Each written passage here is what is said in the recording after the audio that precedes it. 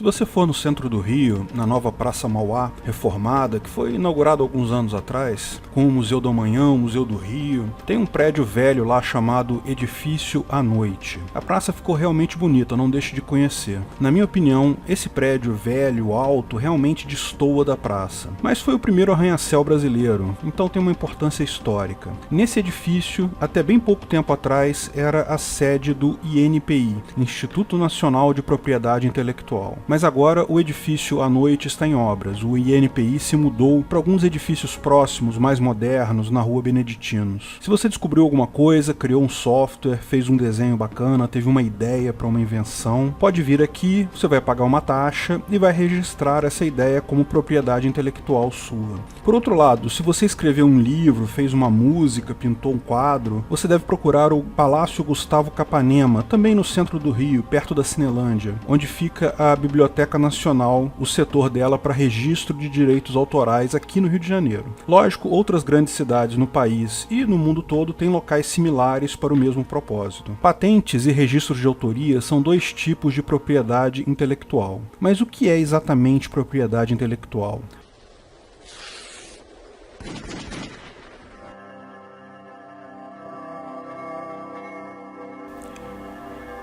Afinal, quem precisa de propriedade intelectual?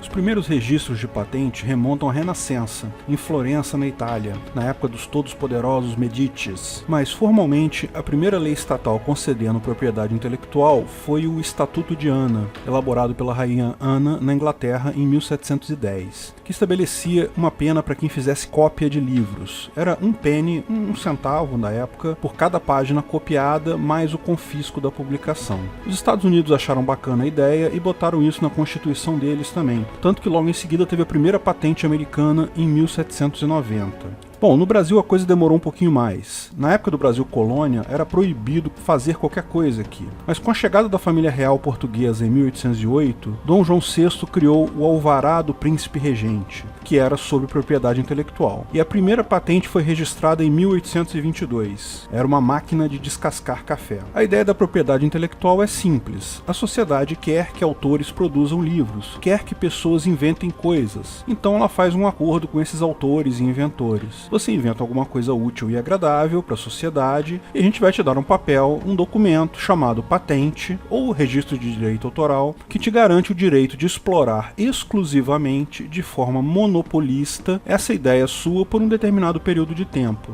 Ou seja, o que os estatistas chamam de propriedade intelectual é, de fato, um monopólio por tempo definido, garantido pela força do Estado, de forma a premiar autores de invenções e obras de arte. Como o monopólio é algo que dá lucro, gera receita, isso é um prêmio para esses autores com o objetivo de incentivá-los a produzir mais livros, mais invenções e etc. Mesmo os juspositivistas estatais reconhecem que propriedade intelectual não é propriedade, é apenas monopólio garantido pelo governo. Do ponto de vista da ética libertária, essa ideia está errada em vários níveis. Você deve ter visto nosso vídeo sobre propriedade privada e sabe, portanto, que do ponto de vista libertário, a propriedade existe apenas para evitar a resolução violenta de disputas sobre bens escassos. Alguns bens são escassos, ou seja, não há o suficiente deles para todas as necessidades humanas. Assim, dado que mais de uma pessoa vai querer usar um mesmo bem, existem duas formas lógicas de evitar disputas violentas. Ou uma hierarquia, um governo, decide quem vai ficar com esse bem escasso, ou o primeiro que pegar, fizer uso, misturando seu trabalho com o bem, delimitar e defender aquele bem, é o proprietário. Como entendemos que governos e hierarquias de força são eticamente indefensáveis, a ética libertária defende exclusivamente o último método, a propriedade privada jusnatural. A questão é que ideias não são escassas. Uma mesma ideia pode ser copiada sem perda do conteúdo original, portanto sem diminuição da propriedade. Uma mesma música pode ser copiada quantas vezes for necessária, sem que o original tenha qualquer perda de valor. Lembre-se, deixar de ganhar não é o mesmo que perder. Dizer que a ideia perdeu valor porque eu vou deixar de ganhar algo com ela é um conceito econômico derivado do ordenamento legal atual, o que levaria à lógica circular. Você possui a expectativa de ter lucro, não o lucro em si. Essa expectativa sua de lucro existe justamente porque encara a propriedade intelectual como algo válido. Lógico, isso não pode ser usado para validar a propriedade intelectual, é lógica circular. Veja a diferença. Se eu tenho uma bicicleta e você rouba a minha bicicleta, eu fico sem bicicleta. Houve uma diminuição efetiva da minha propriedade. Mas se eu escrevi um livro e você copia o meu livro, eu continuo tendo o livro do mesmo jeito. Não há escassez aqui. O dono original não perdeu nada. Por isso, sob a ótica libertária, não existe propriedade intelectual. Ah, mas esquece o nome propriedade intelectual. O que importa é o conceito, que é monopólio de mercado garantido pela força. Ora, lógico que, sob a ótica libertária, também não são aceitos monopólios pela força. Portanto, mesmo entendendo propriedade intelectual como monopólio de uso garantido pela força, continuaria sendo algo antiético. É fácil de ver isso. Se você tem uma ideia brilhante, eu posso também ter a mesma ideia brilhante, sem agredir a sua propriedade. Se você me proíbe de ter a mesma ideia que você, está, de fato, havendo agressão sua à minha autopropriedade, ao meu direito de liberdade. Entenda esse conceito mais a fundo no vídeo sobre a ética argumentativa. O fato de você ter criado uma música na sua casa não pode me impedir de criar uma música parecida na minha casa, ou até a mesma música. Agora, é importante levantar um ponto aqui. Embora a propriedade intelectual sobre a ideia em si não exista, a propriedade sobre o meio físico em que a ideia está registrada existe. Meios físicos, como os discos rígidos de computador, cartões de memória, ou mesmo o papel onde o livro está escrito, são coisas escassas e, portanto, são propriedade privada de alguém. Vamos supor que eu acabei de escrever um livro. Eu sou um cara muito antiquado, então escrevi ele todo em máquina de escrever. O que eu tenho agora é algo chamado manuscrito, um maço de papel com texto escrito sobre ele. A ideia do meu livro, o texto em si, a combinação de letras e palavras em determinada ordem, não é minha propriedade, mas o papel e a tinta são. Isso significa que se você pegar esse manuscrito sem o meu consentimento, ou seja, se você roubar esse manuscrito e copiar ele, você violou sim a minha propriedade, mesmo que devolva ele depois. Durante um período de tempo, eu não tinha mais o meu manuscrito. Você agrediu minha propriedade, não pelo ato de copiar as informações, mas pelo ato de usar o papel e a tinta, que são minhas, sem o meu consentimento. Ah, mas então você está dizendo a mesma coisa? Está validando a propriedade intelectual do mesmo jeito? Só está usando um subterfúgio para isso, uma desculpa? No final, isso tem o mesmo efeito da propriedade intelectual. Não, há uma diferença fundamental aqui. Acho que ninguém discute o fato de que eu sou dono do papel e da tinta usados no manuscrito. Nem que se você roubar esse manuscrito, está agredindo a minha propriedade, mesmo que devolva ele depois. Mas vamos supor que você é um revisor que eu contratei para fazer a correção ortográfica e de estilo do livro. Então, eu estou te entregando esse manuscrito para você fazer a revisão. Você não está agredindo a minha propriedade. Se você copiar esse manuscrito que eu te entreguei voluntariamente, você não está ferindo a minha propriedade intelectual. Mas vamos além nessa analogia. Eu sou um cara precavido. Eu quero manter o sigilo do meu livro. Então eu assino um contrato contigo, um contrato explícito que diz que você pode ver meu manuscrito para corrigir a ortografia, você vai prestar esse serviço, eu vou te pagar um valor e, adicionalmente, você concorda em não fazer cópias desse material, não divulgar as informações para outras pessoas e por aí vai. Isso é chamado acordo de confidencialidade e é muito comum por aí e algo perfeitamente válido sobre a ética libertária. É um contrato privado. Se você, como revisor, quebrar esse contrato, evidentemente isso é quebra de contrato. Isso faz jus à indenização como qualquer quebra de contrato. Se é um contrato bem feito, já deve conter até a penalidade para quebra das cláusulas do mesmo. E eu posso executar isso na justiça privada. Mas suponha que, depois de você ter feito o serviço de revisão, mas antes de eu publicar o meu livro, eu encontro um camelô na rua vendendo cópias do manuscrito do livro do Peter Turguniev. Aí eu dou uma olhada e vejo que é exatamente o meu manuscrito. No ancapistão, eu posso processar você, meu revisor, porque tudo indica que você quebrou o contrato. Você fez uma cópia do meu manuscrito manuscrito e o distribuiu. Vou ter que provar no tribunal privado que foi você, e não eu, ou outra pessoa que tenha tido acesso ao manuscrito que o divulgou, que você divulgou isso conscientemente, ou, no mínimo, não tomou cuidado suficiente para evitar que outras pessoas copiassem essa informação. Mas o meu processo é contra você. Eu não posso processar o camelô. Eu não tenho nenhum contrato com ele. Eu não posso processar nenhuma das pessoas que comprou o meu manuscrito daquele camelô, porque eu não sou dono do texto, das ideias. Eu sou dono apenas do meio em que essas ideias estavam escritas. Hoje, com a propriedade intelectual do Estado, eu posso sair processando todo mundo. Posso mandar prender o camelô. Essa é a diferença. Prender o camelô é errado, porque a propriedade intelectual não existe. Mas ainda é muito comum ver respostas para a questão utilitarista da coisa.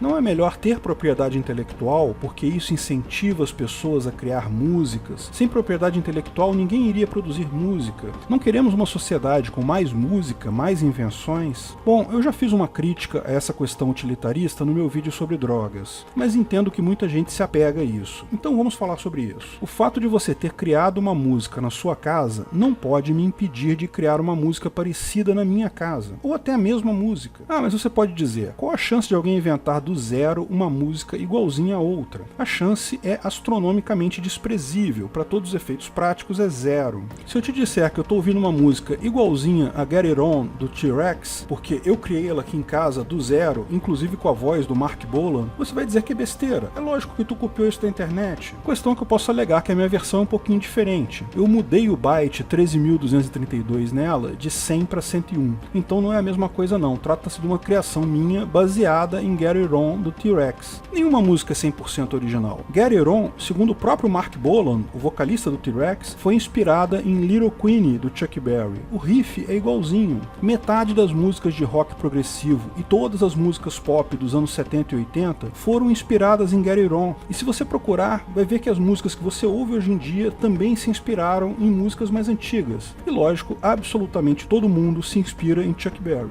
Ok, eu admito, mudar um único byte pode não qualificar como uma nova criação. Mas afinal, quantos bytes precisa mudar? E se uma música tiver um único byte igual a uma outra música? O fato é, o direito autoral hoje é extremamente restritivo. Uma frase, um pequeno pedaço já é considerado cópia. E esse é um dos pontos negativos da propriedade intelectual. Porque o suposto dono da ideia pode te proibir de usar ela. E como inúmeras músicas são baseadas em outras músicas e filmes são baseados em outros filmes, isso significa menos músicas e menos filmes, não o contrário. Se o propósito da propriedade intelectual é incentivar mais filmes, mais músicas, o seu efeito é exatamente o contrário. Veja o caso da Disney e a Branca de Neve. Branca de Neve é um conto histórico, antigo, não protegido por direitos autorais. O pessoal da Disney pegou esse conto histórico e criou um filme, um desenho animado que fez muito sucesso. Só que hoje eles protegeram isso com direito autoral. O resultado disso é que se você fizer um filme Branca de Neve hoje em dia, baseado no conto original, mesmo que não seja igualzinho ao da Disney, provavelmente vai ter elementos em comum.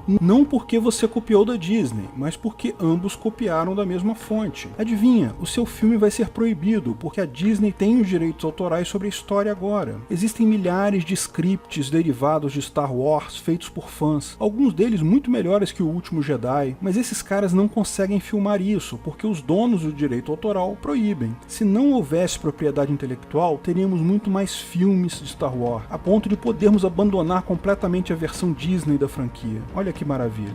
O ponto que alguns fazem de que, sem propriedade intelectual, pessoas vão parar de fazer músicas novas, escrever livros novos, é claramente uma besteira, porque todo mundo sabe que dá dinheiro fazer música mesmo quando essa música é copiada. Basta ver que, todo ano, surgem artistas e músicas novas, mesmo depois da popularização da internet, que tornou a propriedade intelectual sobre música basicamente um conto de fadas. Você sabia que não há propriedade intelectual sobre moda? Sim, não há API sobre figurinos, bolsas, roupas, acessórios de moda. Em algum ponto do passado, alguém decidiu que desenho de roupas não era algo importante o suficiente. Então é válido copiar. Se você pegar um desenho de roupa de um estilista famoso, copiar exatamente a mesma coisa, você pode vender sem nenhuma preocupação. Isso levou as pessoas a pararem de fazer vestidos? Pararem de fazer moda? Lógico que não, pelo contrário. Ah, mas isso vale para coisas fúteis. Como alguém iria investir em um novo remédio, por exemplo? Da mesma forma, a pesquisa de novos remédios e invenções só tem a ganhar. Lógico que o primeiro que descobre uma droga sempre vai ter vantagem econômica. Ele é o primeiro a lançar aquela droga, aquela invenção. Novas invenções sempre dão dinheiro, mesmo sem propriedade intelectual. Posso imaginar que sem o monopólio do governo, mais empresas tenderiam a manter mais segredos industriais, proteger seus produtos contra a engenharia reversa. Mas isso já é feito hoje, de qualquer forma. Lembre-se, nenhuma pesquisa é absolutamente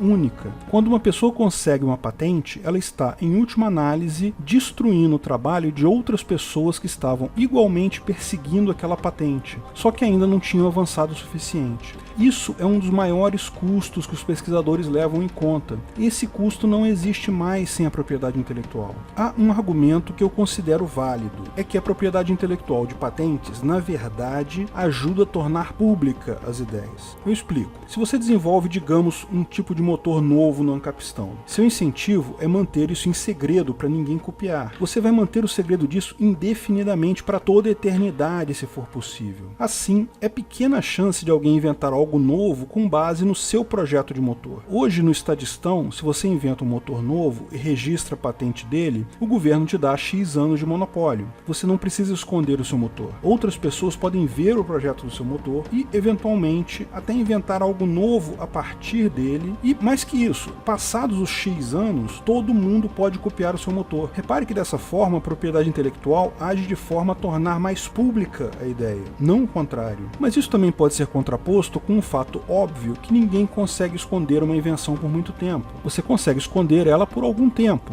mas a engenharia reversa torna impossível manter isso em segredo indefinidamente. Propriedade intelectual é claramente um movimento protecionista, criado pelo Estado para beneficiar alguns escolhidos à custa de toda a sociedade. No final das contas, é só Estado fazendo estadice, mas não precisamos nos preocupar com isso por muito tempo. Uma das características da informação descentralizada é tornar impossível o tal monopólio garantido pelo governo. É o que se vê na prática, as pessoas já ignoram isso hoje. Os criadores, autores e inventores já atuam de forma a proteger suas invenções da mesma forma, sem contar com o Estado. A queda da propriedade intelectual é tão inevitável quanto o surgimento do anarcocapitalismo. Se você gostou do vídeo, não esqueça de curtir e compartilhar.